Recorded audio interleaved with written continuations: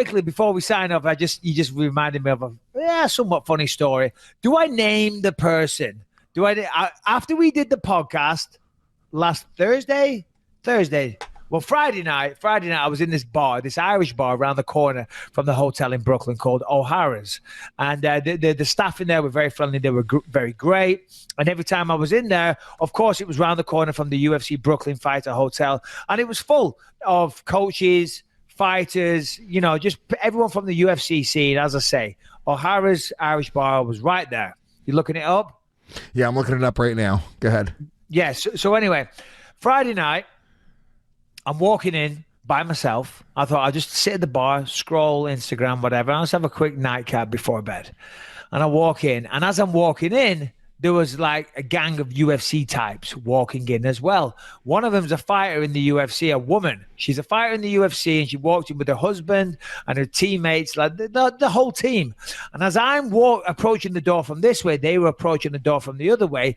And I walked in, and it was the perfect timing. And they were so close to me that I held the door open for them.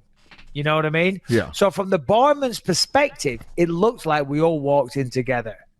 And we sit there at the bar, and they sat at the bar to the right of me, and we get chatting throughout the night. I'm like, hold on, you fight in the UFC? I'm pretty sure I've seen you. She's a woman fighter. She's got blonde hair. And she's like, yeah, it wasn't Paige Van Zandt.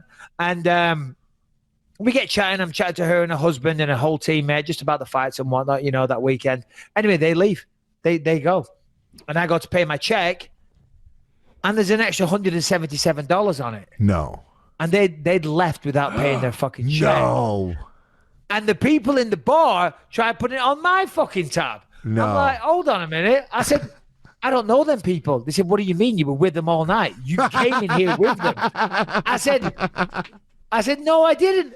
I just walked in here at the same time they were walking in. I've never met them before in my life. Now, I'm not a cheap person. If we were together, I would happily get the drinks. But I'm like, no, that's the barman's lookout. I'm not paying $177 worth of drinks that I didn't drink.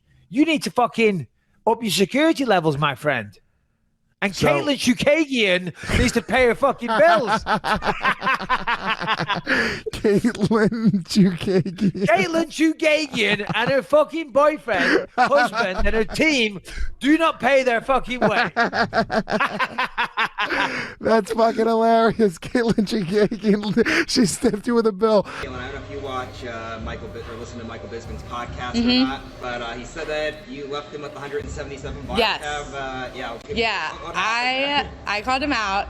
I was like, excuse me, I'm going to explain to you what happened that night because I'm almost positive you don't remember what happened because of the state that you were in, but it definitely wasn't it. I went to pay my tab and he's like, absolutely not, I got it. Oh, I'm like, are you sure? Like, okay.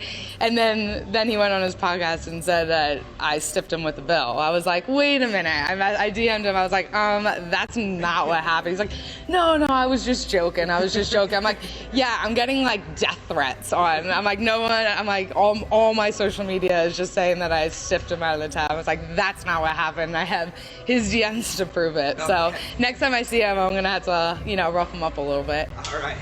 Actually, one of my favorite moments from your podcast actually came, it was like 2 or 3 years ago. It was with Katlyn Chookagian. You were claiming that she snubbed you with a $177 bar tab. So I actually, believe it or not, got to ask her this question too. It was at a UFC event in Philadelphia, and she said that you guys were going to have to work that one out, and that you guys were going to have to get together and figure that out. Did you guys ever get that squared away? Are you guys cool now? Is everything settled with the bar tab?